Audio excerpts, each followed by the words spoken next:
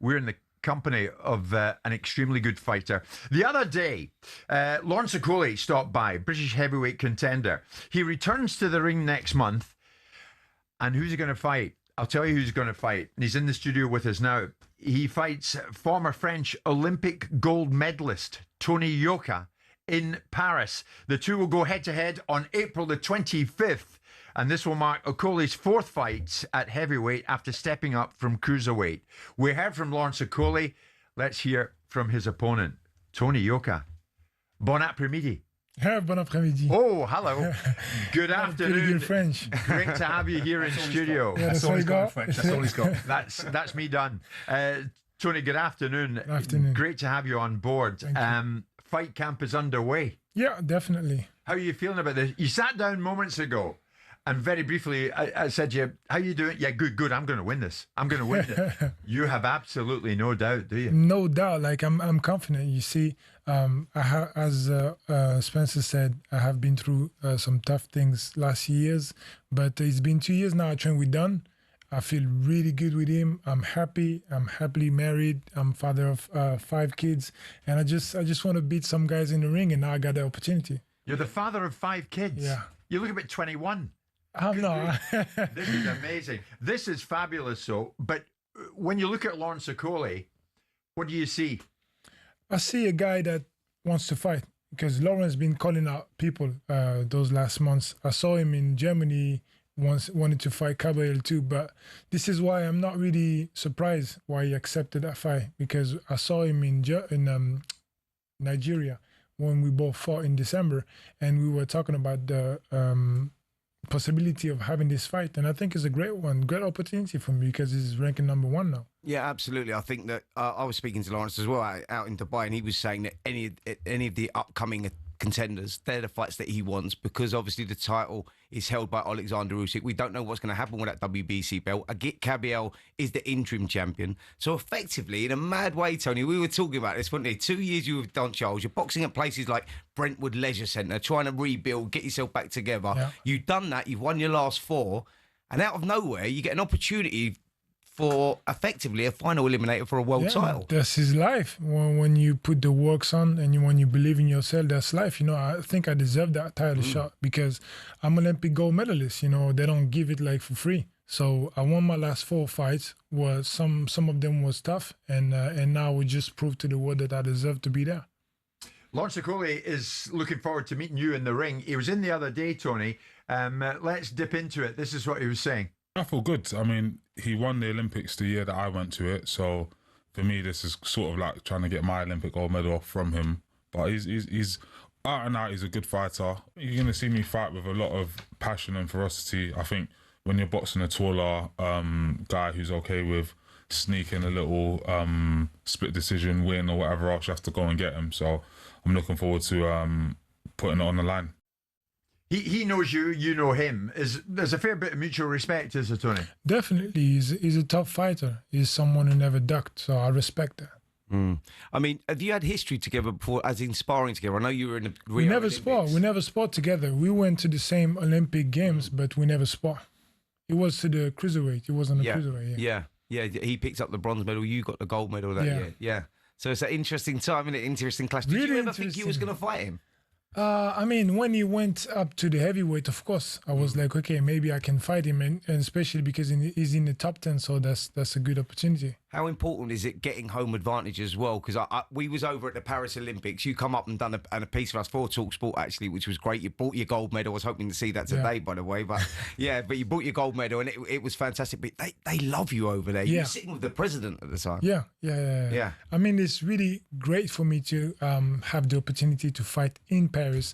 I know Frank and George Warren been telling me that they want to build something great in France too. So yeah, let's do it. I'm really, really happy about the fact that I'm going to fight in front of my public.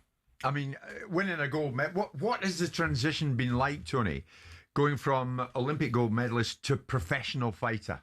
It's really tough. You know, it's really tough because it's not the same style of boxing. But I am really, lucky because I was Olympic champion, really, how you say, opposite of old, young. Oh, young. I was really young. You know, I was 24 years old. Yeah. And this is why now I'm 33. I'm not even old for a heavyweight. I think I come to the perfect age right now.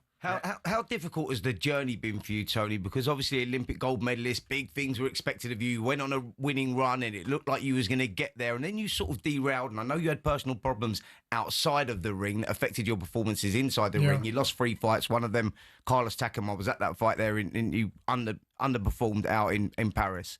But now you've got yourself back on the road. But talk to us about that journey in between it. How do you stay motivated? You've had to come to London, found Don Charles, you've teamed up with him. So big commitment from your side. Big commitment, but you know what? I was really young, and by that time, I made mistakes. I thought I did it. When I was Olympic champion, I thought I did it. I thought this was it. You know? There. Yeah, I'm there. And then I'm just going to take a boat to the world title. It's just going to be like this, you know? And no, that was a mistake because that was the beginning of my career. And then I realized after I had my problem, after I had my issues, I realized that this is the beginning and I have to work for it and I have to believe in it, you know, if I really want it. And it's been like 2-3 years I work with Don Charles and I regroup. I improved myself. I took like 20 pounds to be like a real heavyweight. And now I feel like, yeah, it's my time. We've seen quite a number of fighters come from an Olympic Games background, Simon. And then, and Tony is being honest here, the transition is not easy.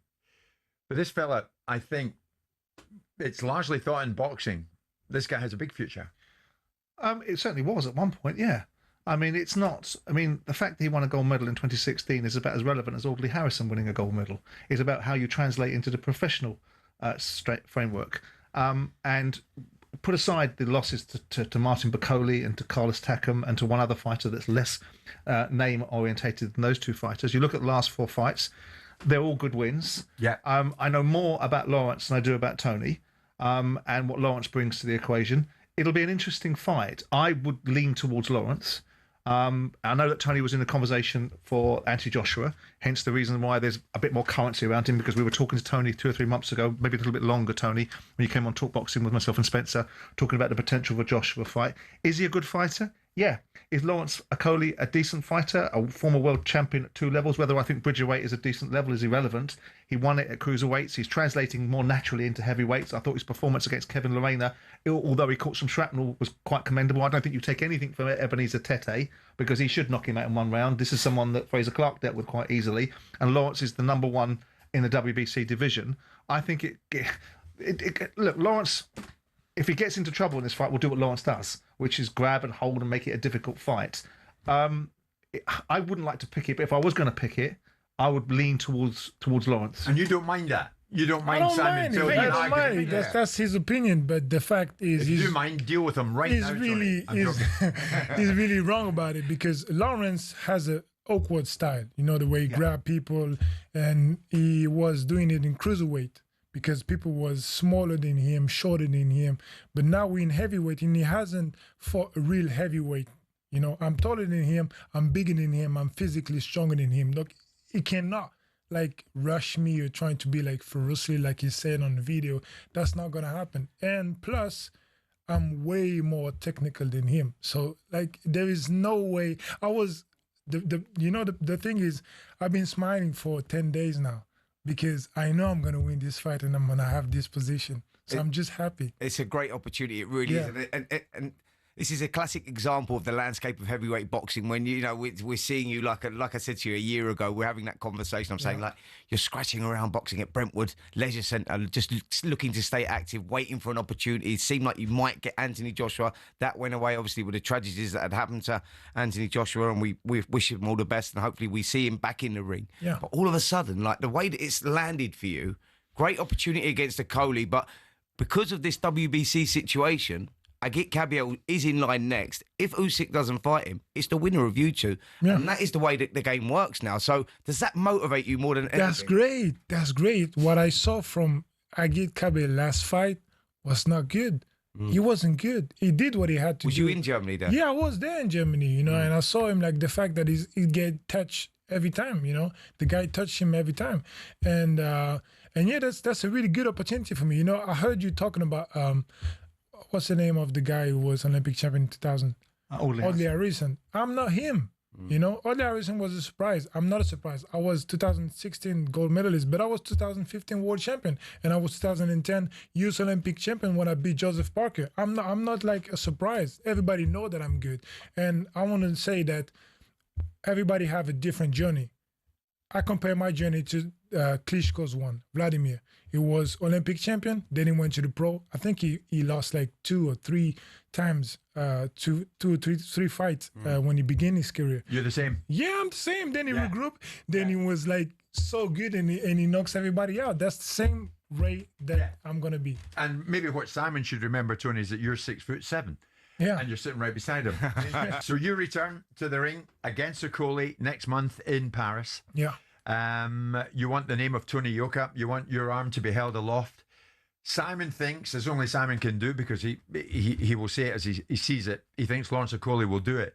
Who do you take in the night, Spencer? Lawrence Okolie will start favourite.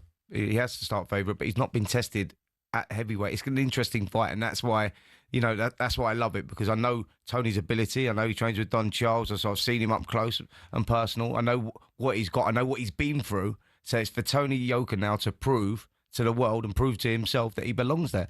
But, if you're looking at the bookies' favourite, of course, Lawrence Okolie, he's the guy in form. He's the guy that will start as a favourite, but it's a great fight.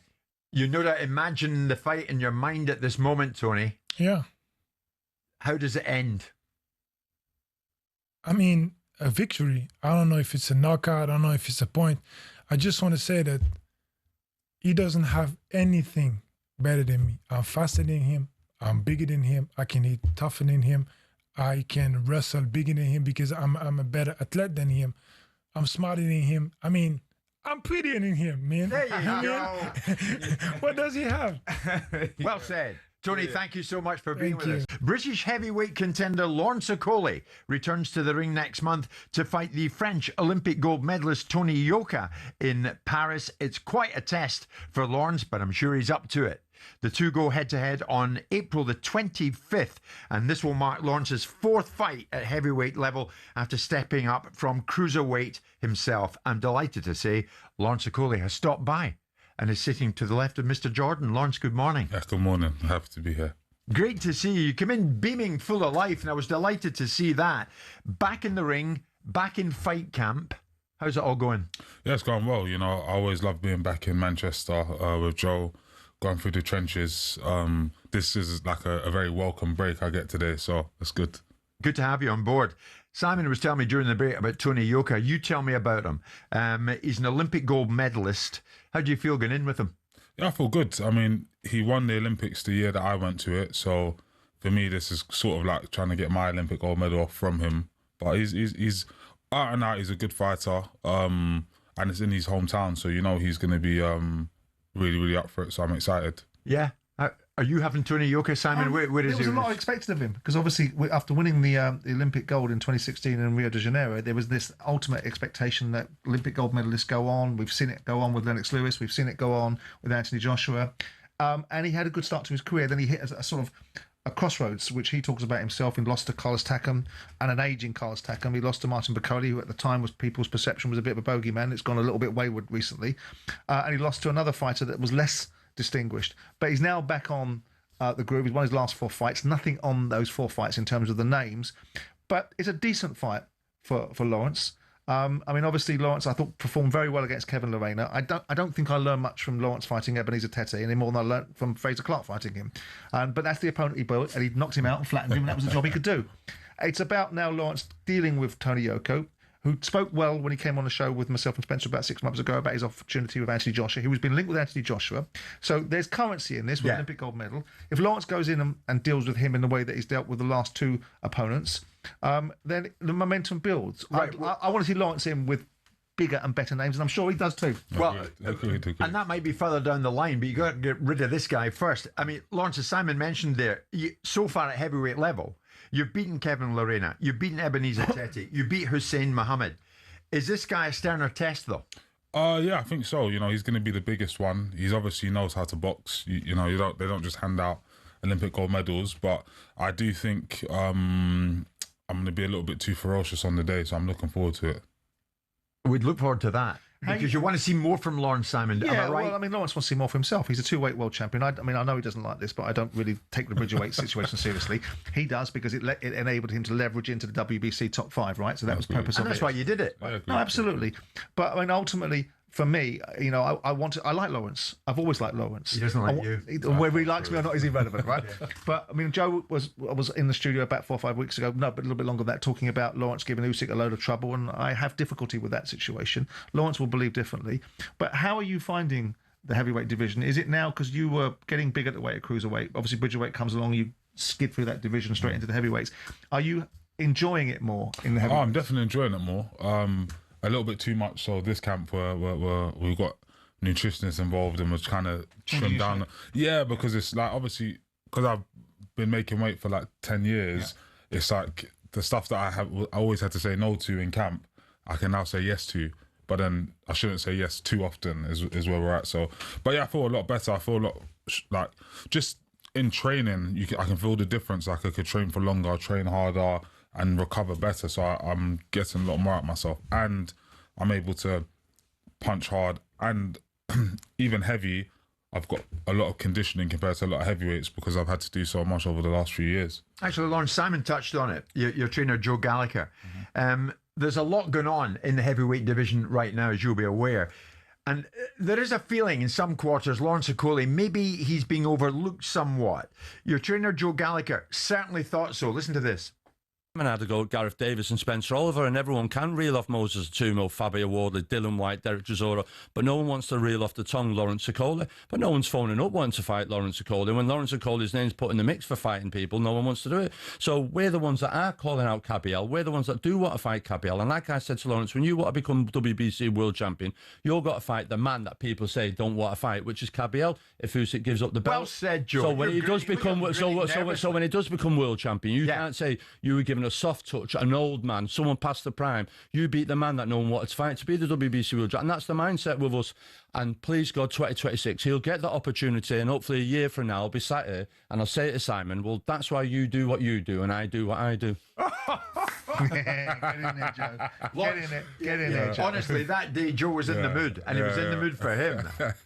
And he said it to you as he felt it. Absolutely right, and I'm glad Joe is fighting fit and good enough and healthy enough to want to say those things, because that was an important thing as well. Yeah. Look, the big thing for me is the direction of travel for Lawrence. I mean, whether other fighters are avoiding him is a debate. Whether they think the money in the room is with Lawrence, because ultimately people want to make money out of fighting as well as create opportunities for themselves.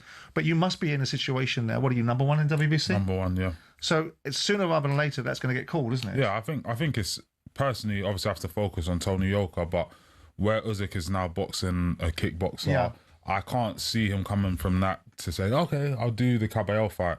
So I do think Kabayel will be elevated to full world champion, and then you get your my shot. Yeah, so it's just about doing my job very well. Joe Gallagher, number one, what's he done for you as a fighter, Lawrence? And number two, did he have a point there? Do you feel somewhat overlooked?